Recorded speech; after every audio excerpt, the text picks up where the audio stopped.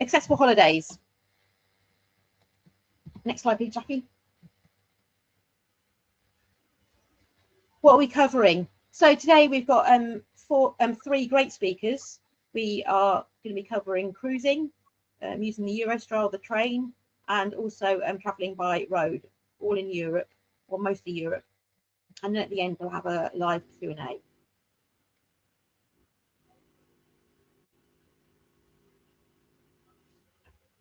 So I'm going to start off by introducing just three speakers. I won't introduce them completely because I'm sure they'll tell you a little bit about themselves when they speak. So we've got Sam, who works at Pathfinders.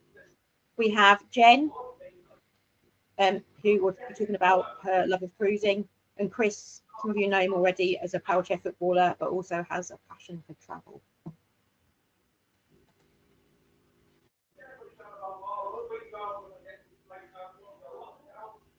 So we'll start off with Sam. Sam is from Bristol. He has Duchenne and lives independently with support from PAs. He's got a first-class degree in human geography, so not surprising to see here talking about travel, and has travelled widely across the UK and Europe by plane, boat and train. I'm going to hand it over to you now, Sam. We've got next slide coming from Jackie. Yeah, so next slide, please. Yeah, so I'm going to be talking about training it to Germany. And this is going to be about two trips that I did, one in 2020, Berlin, when you had that sort of moment at the sort of in the middle of the pandemic where everything was open and they closed again. So that was during that time period, about September 2020. And then I went to Hamburg 3 years later, also by train. So yeah, next slide, please.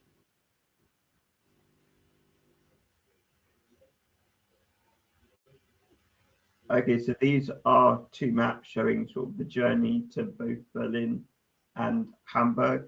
So for both journeys, I started it in London. So I went up to London the day before my travel to Europe, and stayed in Premier Inn Archway, which is the one that's got lots of hoists in. So I stayed there and then got the bus down to St Pancras to get the Eurostar. Both of which Eurostars went to Brussels, and then for when I went to Berlin, it went to Brussels to Cologne, and then Cologne to Berlin, and then when I went to Hamburg, it was Brussels to Dortmund, then Dortmund to Hamburg. So about 3 trains, and it took about 8 hours in total. The journey from London to Berlin, which isn't that bad at all.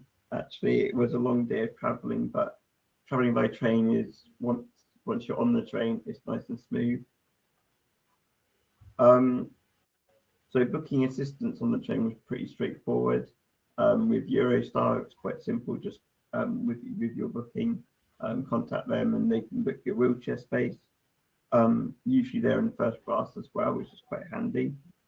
In terms of assistance in Germany, so they've got something called Mobility Service Center. At the DB Rail, who is like the national rail for Germany. And yeah, they've got, if you give them sort of notices of your ticket, they sort of arrange all the lifts and stuff, all the ramps. The ramps they have actually are kind of like lifts in a way. They're quite different to the ramps we have in the UK. So yeah, every stop I got off, people were waiting for me. It was really well set up, and really smoothly. The only tricky part is if you get another provider, there's another provider called Thalys. They're based in Belgium. So on some occasions I got a Thalys train from Brussels to Dortmund, for example, and their assistance is slightly sort of different. So that's something just to be aware of, is that their process is not as clear as DB Rail. And also the Eurostar is completely separate to the trains in Germany. So once you get to Belgium, that's when you would the German train line would be helping you. So yeah, both journeys take about 8 hours. And also they're not as expensive as you would think. To get from Dusseldorf or just outside Dusseldorf to Hamburg is about 70 euros, which isn't too bad at all for that amount of distance. So yeah, both times I hired a hoist. This isn't always straightforward as you would want. I would say it's better to contact organisations who are based in the city or area that you are going to. That may take a bit of time to research and find out, but they do exist and their prices are quite reasonable.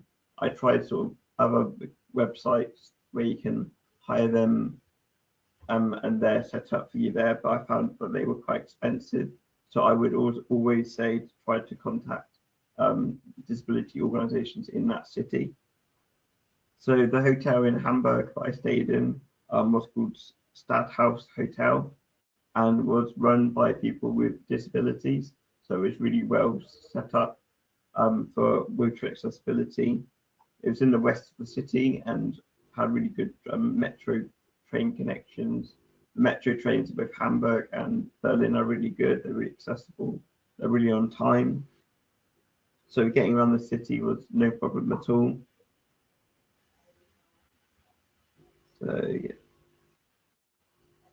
So yeah, the only so I had a really nice time in both cities. Both journeys went really, really smoothly. I sort of had no real hiccups really. One hiccup I did have is that my train to Brussels went into one station, but then the other train that I was getting to continue my journey was from another station in Belgium. But luckily, it was all the staff were really good at sort of getting me on a train to get me to the other station. So I felt really comfortable throughout the whole journey, and that was a really nice thing to have. One thing as well that I did that was quite memorable was coming back from Brussels to London.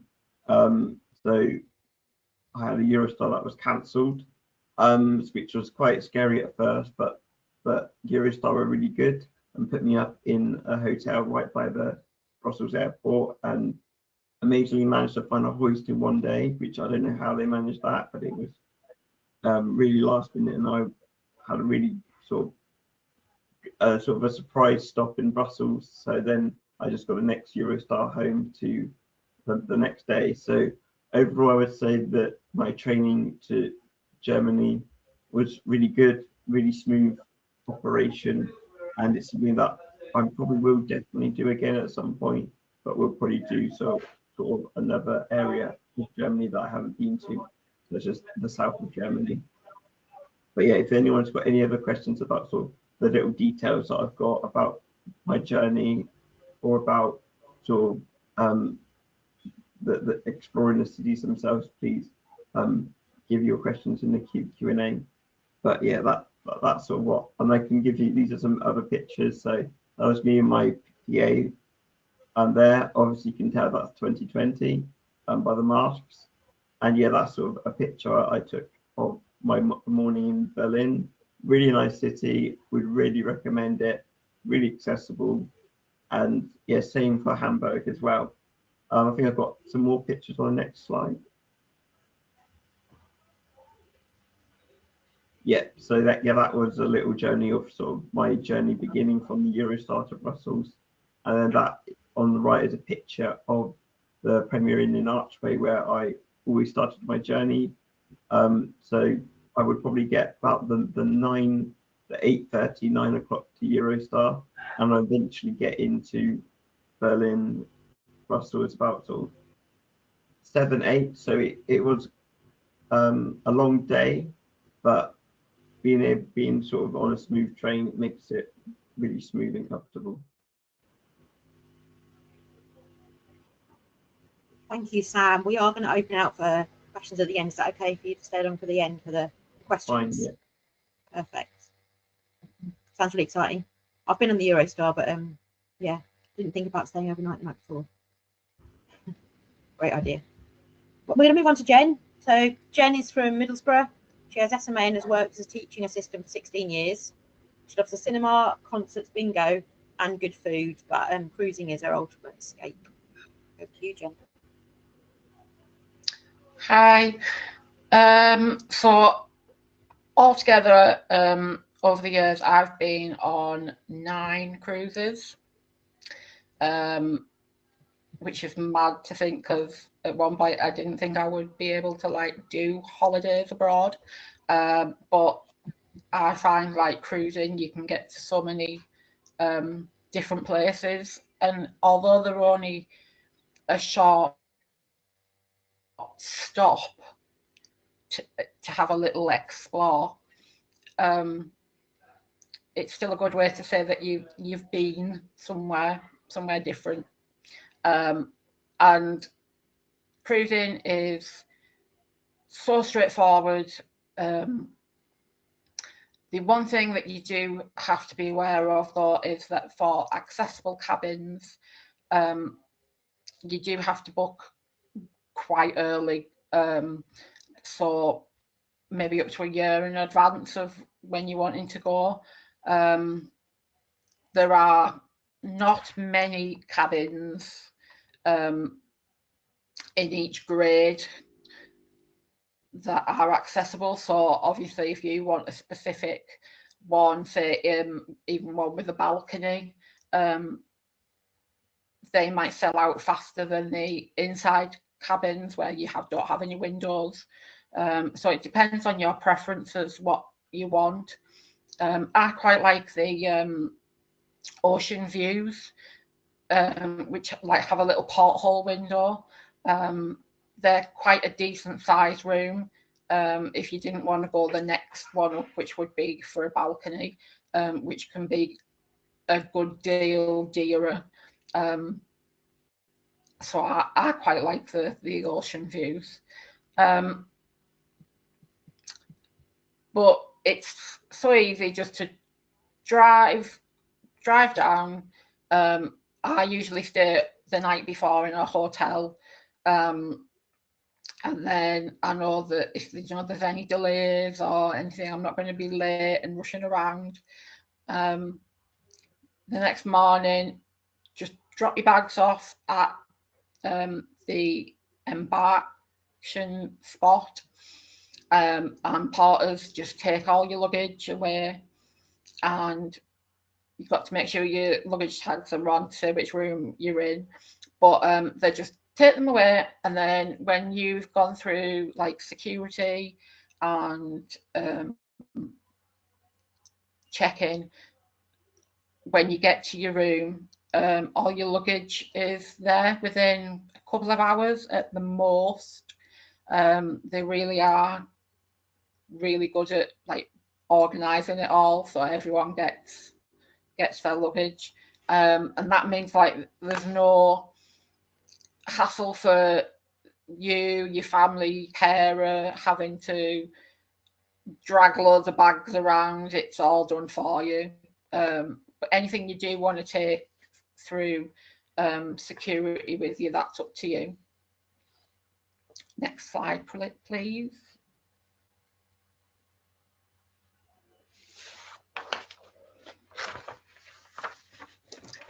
So the most popular port to sail from is Southampton, and then you've got other ones like Dover, Liverpool, Newcastle, and London. And different cruise lines go from like different ports, so you've just got to check and research where you want to go, which will be then which port you go from as well. There's, you can go as far as doing a transatlantic sail crossing from Southampton to New York, and then go from there on, connect on another cruise, or you can go driving or wherever you want to be once you've got over there. So as well as like Europe and the Caribbean as well. So it's a good choice of different destinations that you can get to. Next slide.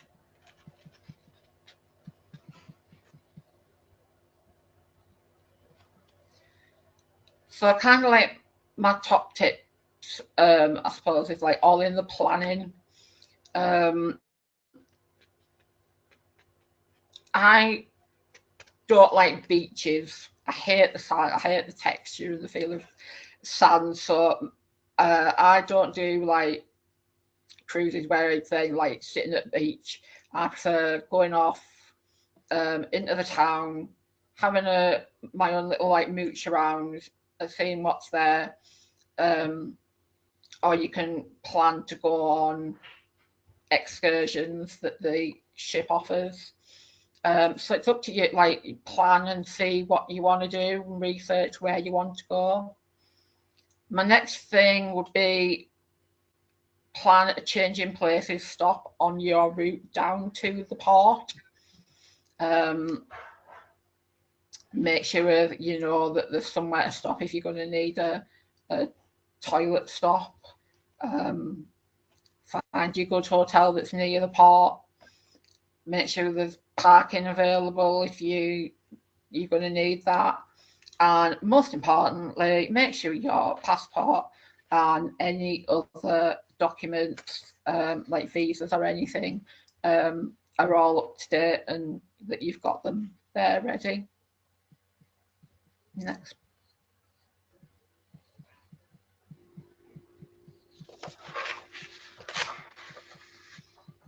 So as you're getting through and going through security and check-in, there are staff there to help. So if you do have luggage that you want to take with you yourself on board, like I have my own hoist and portable hoist, and I take that on board with me at the time because one, I don't like the idea of it going walkabouts, and two, if I do need to go to the toilet as soon as you're allowed into the cabins, I know it's there immediately for me to use. There was once, I think that was on my like second cruise, that I checked my hoist in and I had to wait a few hours, and I was ringing up like asking them where they were going to get my hoist to the room. So now I keep that with me, but the staff assistants will help you like push that through and get you into an area on the ship that you're then happy to take over yourself. Staff are allowed to help you in the pool. They have, or many that I have been on, all had a pool hoist, but a staff member has got to be there to operate it. It's just for safety reasons. And these are mainly the only time like you get actual like physical assistance. Other than that, it's like up to you to have your own family there or your pair there to be able to assist you in what you need. And for emergencies at the time of booking, you've got to have an evacuation chair assigned to you, just because obviously like lifts and things and won't be working, and to go up and down all the flights of stairs, you need that evacuation chair, which is pictured on that slide. It's like very simple with just like straps, but it might not be the comfiest thing, but it might just save your life. Next slide, please.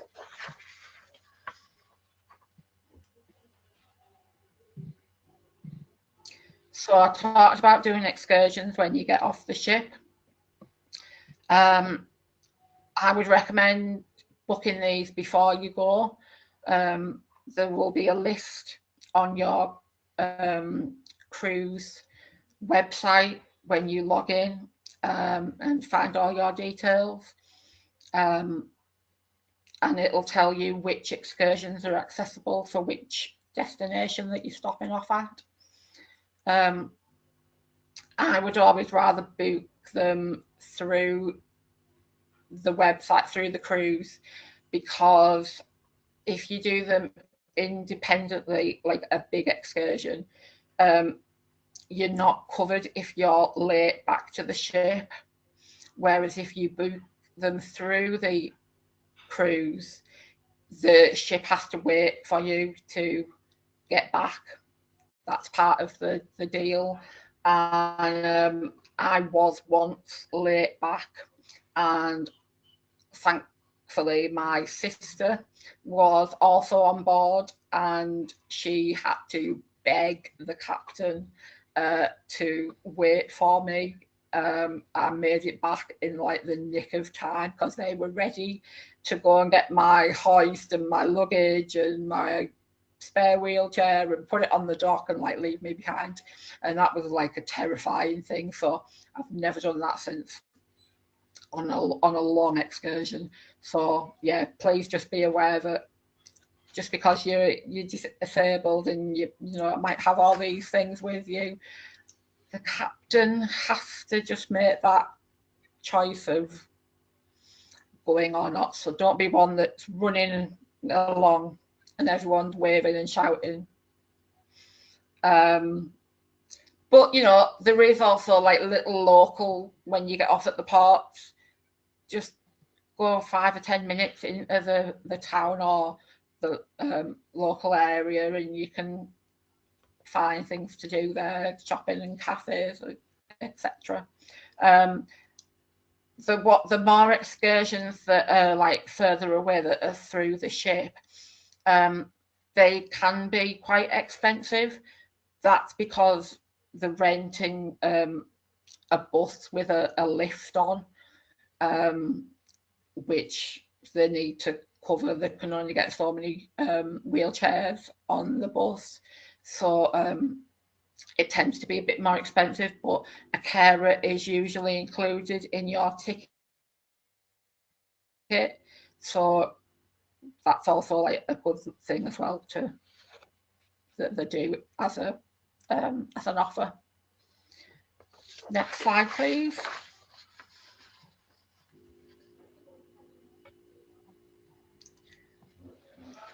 And if you're thinking like, oh, how am I going to manage when to go away? I've got all these things, like I have a pressure relief mattress at home. I need one when I travel as well. There is this brilliant website called Mobility at Sea, and they have a whole range of medical equipment, from mattresses, actual profiling beds that they can drop off at the port and take to your room and set up ready. There's commodes, there's hoists. I would recommend like going on and having a good search to see actually what there is.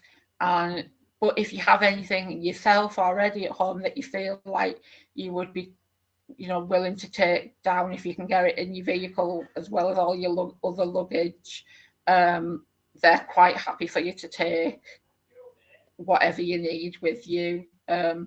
There is usually a questionnaire, medical questionnaire for you to fill out, that the cruise line asks for, so that you can just write on there like what you're going to be bringing or what you're hiring.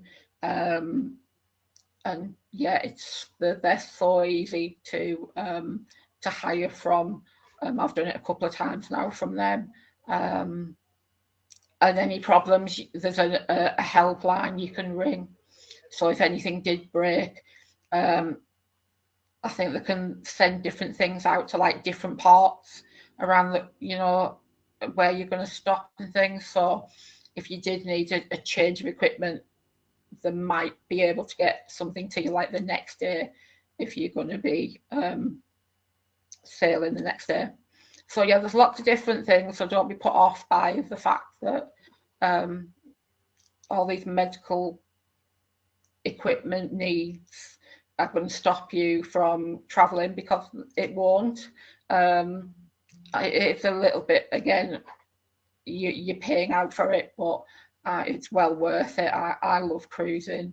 I get to see a lot of different places, and I'm actually going on a 3-week cruise in June to Croatia and Greece, and I'm so looking forward to it. I never thought I'd get to that part of the world, so yeah, cruising is just my #1 way.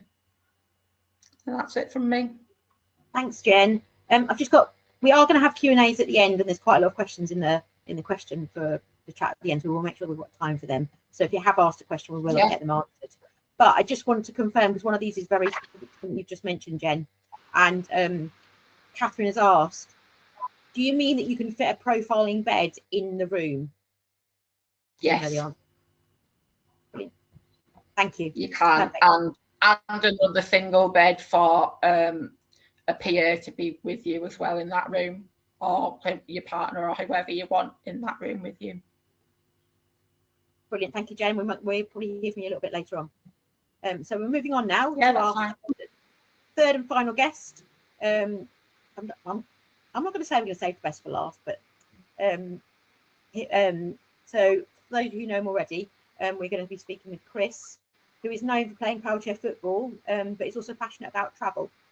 So the sport has taken him around the world, and he always looks for the chance to explore new places, cultures, and scenery by tagging it on the end of a tournament. So yeah, over to Chris. Thank you, Kath. We'll get straight in. Next slide, please. So I'm going to talk to you a little about European road trips. So as Kath mentioned, I love playing powerchair football, and it's meant that I get to see many different parts of the world and many tournaments in and around Europe. So one thing that I always try to do is tag a holiday on the end or before as part of the journey, and look to drive rather than fly to experience as much as possible. So that photo there is me at the top of the mountain somewhere, but we'll go on and I'll explain more as we go. Next slide, please. So I'm going to talk to you about using the tunnel or Le Chateau. So I drive from my wheelchair. So that photo, I think maybe a video, I'm not sure if it'll play, but it's okay, is me driving my car onto the tunnel. So the tunnel, if you're not aware of it, it's like it's basically a train that goes underneath the sea, but you drive into what can only be described as sort of like a big cargo container, and they park your cars up, and then you can travel from Folkestone across to Calais in just 35 minutes. So it's a really good way of traveling from England into Europe. There's multiple crossings per day, per hour, so you can literally plan your trip to suit. So a lot of the time I will travel either really early in the morning or really late at night, and try and find quiet periods just to try and make the journey to where I'm going nice and quick without much traffic the other side. But yeah, it's a super easy process. You just drive up with your once you've booked on, and the recognises your number plate for the vehicle, prints off a hanger for the to go onto your rear view mirror, and then the staff there know that your vehicle is a wheelchair accessible van, and they then basically give you space on the train to get out the back if you need to. I personally don't ever get off. I just stay in the van as it's such a short journey. Ferries are also a good way of getting across, but for me, I personally prefer to go on the train. It's that little bit quicker. Top tip for that would be to register your wheelchair accessible vehicle, because you get a discounted rate. So obviously the vans are quite large in size, and cars obviously a lot smaller. So the prices for vans compared to cars are a lot more expensive. But for wheelchair accessible vehicles, they basically give you the rate of a car. So you once you register, you get that discounted rate, so you can save quite a lot of money. Next slide, please. Accommodation. So plenty have mentioned this already, Jen and Sam, about doing the research, and research is always key. trying to find somewhere that ticks your box, whether that's hotels, chains that you're used to, and having the facilities there that you need, or looking at independent sort of Airbnbs, and trying to find what works for you, what area you want to be in, and the facilities that you need once you arrive. I will be totally honest, this is not something I spend a lot of time on. My partner Neve is absolutely mustard when it comes to this, so she'll be scrolling through, looking at photos. Is there a gap under the bed? Is the wheelchair accessible bathroom got what we need? Is it spacious enough? But in general, you can get a good range of accessible accommodation. And actually, I'll maybe send this on to Kath. I'm not sure if Kath's aware of this, but one of the guys who plays power chair football, or did play power chair football, he set up a little website that had some links to some properties in and around Europe, which I've used and looked at, and there's some great accommodation there with places with ceiling track hoists. And as I mentioned, when I travel, it's in and around the football, so I sort of know where I'm going and sort of plan stops in and around it. But if you're planning a trip and just looking for somewhere to stay, there's loads of options in different parts of France and Italy and Spain and however far you're prepared to travel, really. Next slide, please.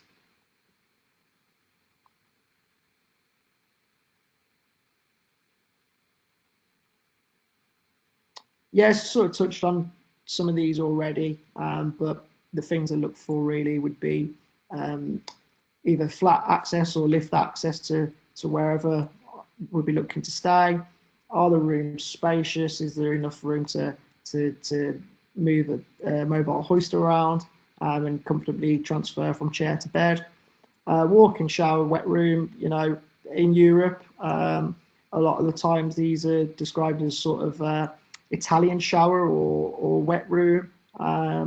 Sometimes even saying the word handicap bathroom helps with the language barrier, but the key for me is always getting good photographs before, and having a look in terms of a visual, in terms of photograph, just to get an idea if you feel that it's going to be spacious enough and meet your needs.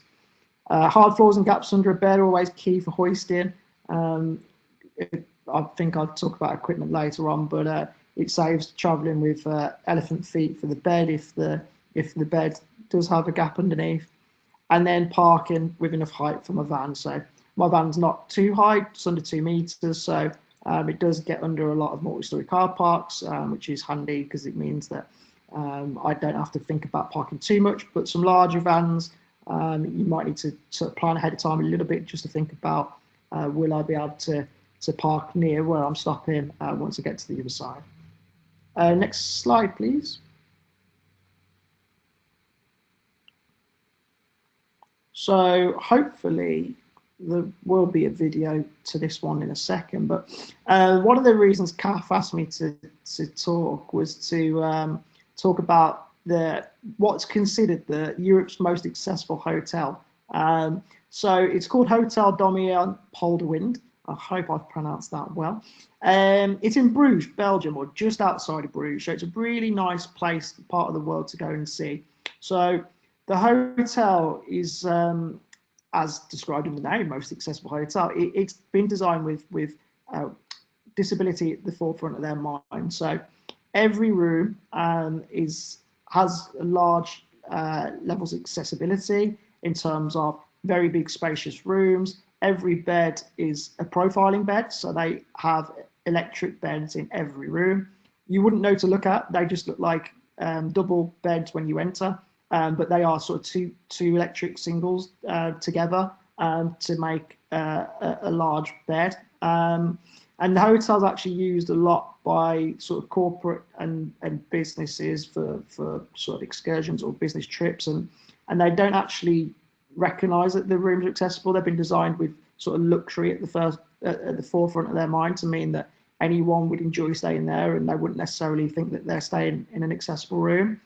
And then there's a number of rooms with ceiling track hoists, which is obviously really handy as a wheelchair user, that you don't have to worry about taking the mobile hoist in and out of the car.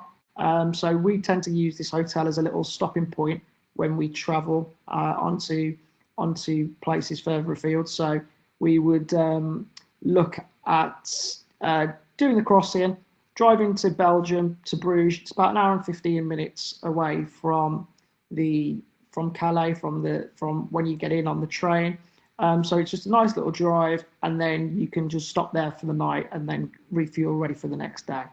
So yeah, a bit of info there on the next slide. Thank you for clicking on. So every room, there's 46 rooms at the hotel. They've all got accessible beds, profiling beds and wet rooms. 12 have ceiling track hoists, and there's additional bathrooms throughout the hotel that meet everyone's needs. So if you need ceiling track hoist into a bath, for example, there's that facility there too. There's mobile hoists and shower chairs and air mattresses available that you can hire at the hotel. And the whole hotel's sort of accessible to be easily navigated through with automatic doors. Really spacious, really modern. And yeah, it's got some nice facilities there in terms of a nice restaurant, bar, and a summer cocktail bar area outside. And it's positioned on a lake, and the lake's got an accessible path all the way around. I think it's about 2.5 kilometres, and you can have a nice stroll around the lake on the hardcore path without any issues, or it's fully designed for wheelchair users. Next slide, please.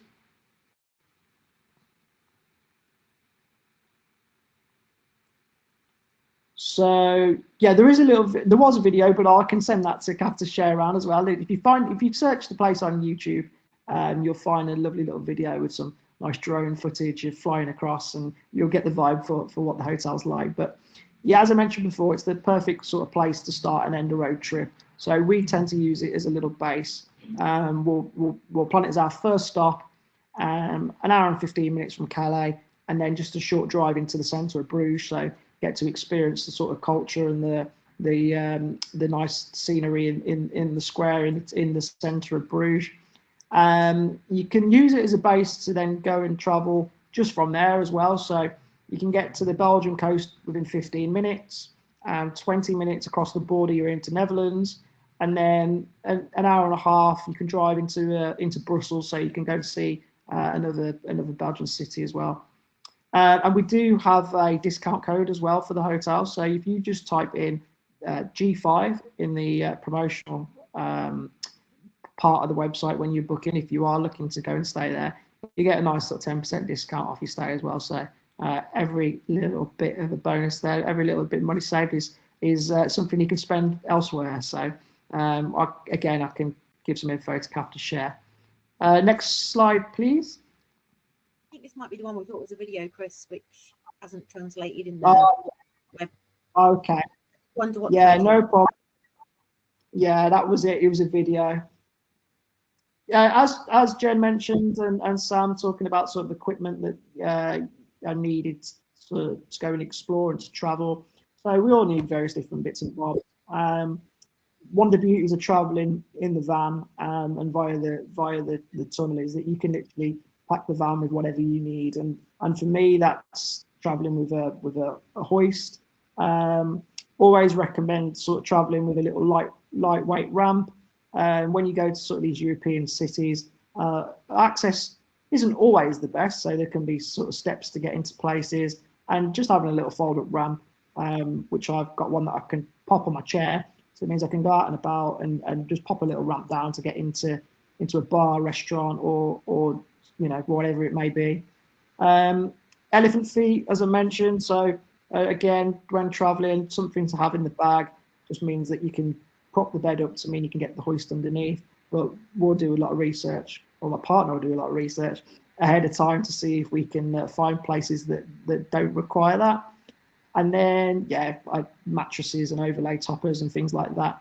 I personally travel with a remote controlled sort of air wedge. That means I can sort of sit up and down in bed, and then just a mattress topper to be comfortable. So traveling in the van just gives you that flexibility that you can take that equipment. And I know I assume many of the listeners tonight might be from the Powerchair football world, so they'll be well used to traveling to hotels for football. And that just, they'll be used to what they need to take, and having the van and traveling that way is is a good way to be able to go and see other parts of the world. So yeah, that's that on equipment. Not sure what's next, but we'll soon find out. Next slide, please. Oh, just some lovely spots that I've been to visit. So yeah, as I mentioned, I like to tag on a holiday when I travel, and most of the photos here are from a recent trip when we had our European Championships in Italy in the summer. So it was just outside of Venice. Italy has always been a place that I've been really keen to go and see, and having the opportunity to go play football there, it made sense to drive and make a bit of a road trip of it. And go and experience and see some nice places. So, yeah, there's plenty of cities there. You can see Bologna, Bergamo, Lugano, Metz, Florence, that you name it. Just having that flexibility, and sort of like Jen mentioned about with the cruises, being able to go and experience different places and go and see different parts of the world.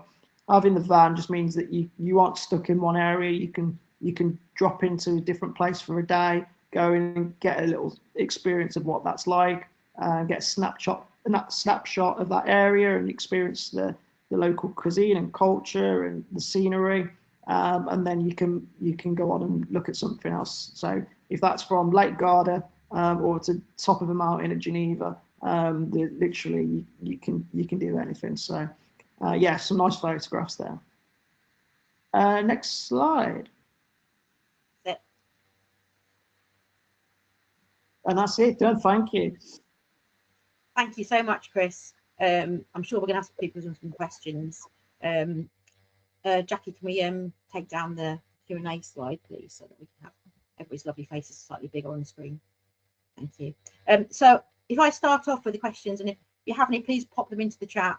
We've got one from quite a long time ago, earlier in the presentation, so I'm really sorry about that. So this is for Sam. How do you get from the Premier Inn to the London Eurotunnel? I presume she means the Premier Inn Archway. I get a bus, yeah, as the tube unfortunately is accessible. So yeah, there's a couple of buses I can get that go down Camden Road. So yeah, I get the bus from Premier Inn Archway. Is it just one bus, no connections? Yeah, it's just one bus, yeah. Thank you. We've also got another question for you, Sam. Where did you stay in Berlin? In Berlin, so I stayed in a hotel. It's called the ABBA Hotel. Nothing to do with the band, but unfortunately, I looked it up recently actually, and it's closed down, which is quite a bit of a shame because it was a really accessible hotel. So unfortunately, the place I went to doesn't exist anymore. But yeah, I would definitely say just keep having a search around for accessible accommodation in Berlin, and it may take a while to find somewhere, but I spend a lot of time emailing hotels really directly just to find out about if they're accessible, if there's space under the bed, and usually they're really helpful. So yeah, unfortunately I can't really give an answer for. Thank you. So another similar sort of question, probably for everybody here actually. When it combined two, so somebody is living in Scotland, so they're mulling over using the Eurotunnel. So I presume that question's about the distance travelling from Scotland down to Folkestone. But also, similarly, can anybody recommend hotels near ports? So I presume that's the same for the Eurotunnel, that have seen track hoists. So before I throw it out to you three there, I'm just going to say that we are at Pathfinders, we're about to launch our Hoist in Hotels campaign, and we're not far away from doing that, and we're aware of all the hotels in the UK that have seen track hoist, and there's actually fewer than 20, and there is no hotels that we know of in the southeast that have a seen track hoist. But if you guys here have got some recommendations, then please go for it. What do you do?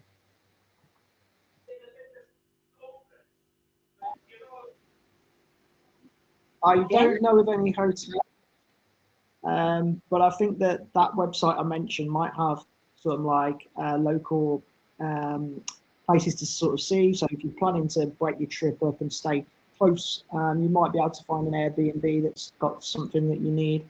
So I'll share that link with you, Catherine. I don't know if you could email that round, but it's a good little first port of call, if you like. You can just click on, look at the certain areas, view properties in that area, and you can sort of then perhaps plan your trip in and around where you know you can stop, where you can have a ceiling track hoist or the facilities that you need. Jen? Do you have any? I don't. In Southampton, I've stayed in about 3 different hotels in Southampton. There is the Novotel that is like next door to the port, literally like a 2-minute drive. It's now called the Voco, I think it's called, which is another one which is right on the port. That's walking distance. You can park up at the hotel and leave your car, even at the hotel car park, and or you used to be able to, and then, or you can like literally just drive in and drop everything off. And the other one is, there's a Premier Inn about 10 minutes away. Just see again but they're 3 good choice hotels. And for those hotels, you would need to have your own mobile hoist with you, wouldn't you? Is that correct? You would, yeah. They don't have ceiling tracks. I don't know of any around the port in Southampton, and I haven't been to any other ports, so I'm not aware of the other ports. But I don't know of any ceiling track hoists in the hotels. I've got a quick question for you as well, Jen, relating to that. How much does it cost to hire a mobile hoist or any of the other equipment like profiling beds, etc.? Really, is it expensive? It can be. They do it per day as to how long you're cruising for. So my 3-week one coming up for a commode and a pressure relief mattress for 3 weeks cost me just short of 700. So it can vary, but if you just need something like a bed rail, or like Chris said, he's got that one that just sits him up in bed, just like the riser from sitting position. There's things like that as well that might be a little bit cheaper. You can have a look on the website and email them, and they get straight back to you with prices.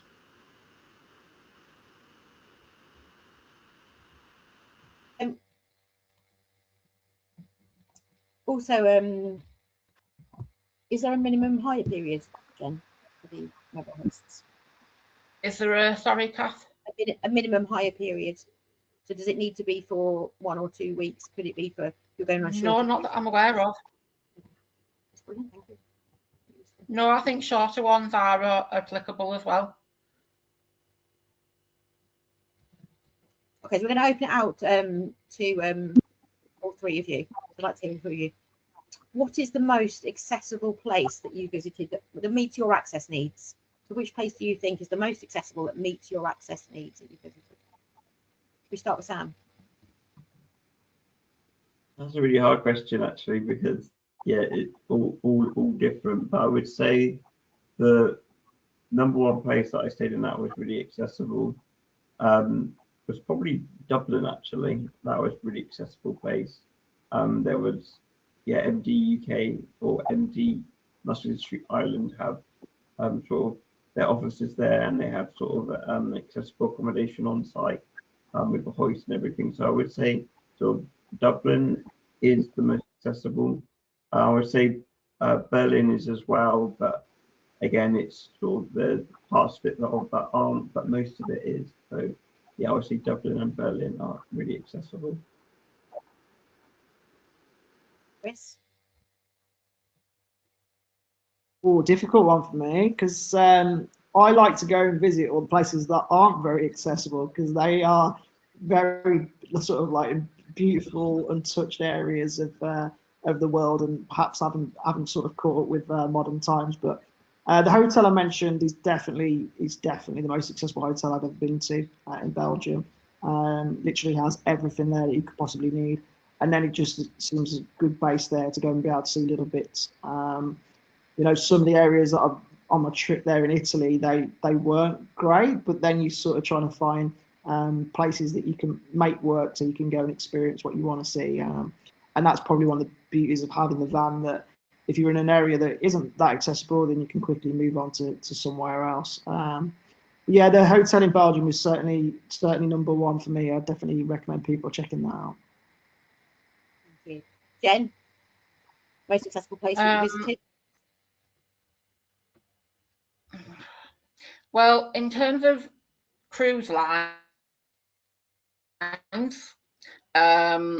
for rooms, I would say Cunard, Royal Caribbean, and I would choose, if you've only got a little bit of equipment, an inside cabin is fine. You can fit a mobile hoist in there. There isn't a lot of turning space, like maneuverability around the bed and things. Like you can get your hoist in and then move your wheelchair out of the way to get further round. I would say go for the ocean view rooms because they do have more floor space. For visiting somewhere, New York's amazing. It's everywhere has got level access or ramps or a lift to get in. There is plenty of hotels that offer wet rooms for and they're really large as well.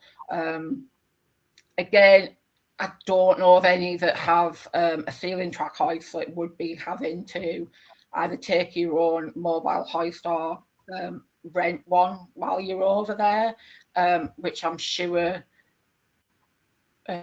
you'd be able to find a website with mobility equipment on in the US. But yeah, you can just go for that. As long as your chair's charged, I would say you can get a really good full 12 hours having a go around New York City.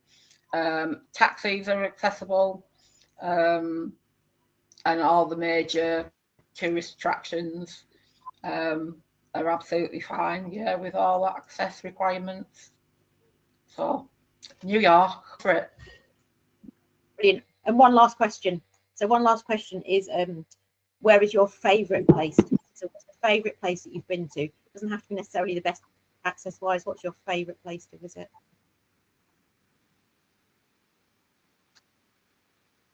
Let Sam or Chris answer first. Let me have a think. I would say my favourite place, probably Madrid. I would say it's a really nice location. It's a really nice city, and it's so much to see and so much. It's a really flat city to get around, and there's some really sort of beautiful cities around Madrid as well. So I would say Madrid, and I would also obviously have to say Norway as well. That is probably up there as well. If says about that another time, Sam. Sounds amazing. Chris? For me, a little bit further afield would be Australia. Absolutely love Australia. There's so many beautiful places to go and see. And probably thinking back to the last question about access, right up there as number one. With the trams, being able to hop on trams and go and get around the cities, the buses and public transport just being really accessible as well. Yeah, definitely number one for me, if that's, you know, sort of Sydney or Brisbane, or I've been lucky to go and see a few places in Australia, and I've never had a bad time, and would highly recommend it to anyone. I'd echo that, Chris. Jen, have you had time to think? Yeah, I liked Florence and Rome. They were accessible to get around. To do accessible excursions to both of them places, and with time to do your own little having a look around yourself. And Norway, I can't get away from Norway. I've been twice. I'm going again in a few years' time. It's all flat, quite, and yeah, it's just beautiful scenery. And the cities are also really nice to look around and accessible.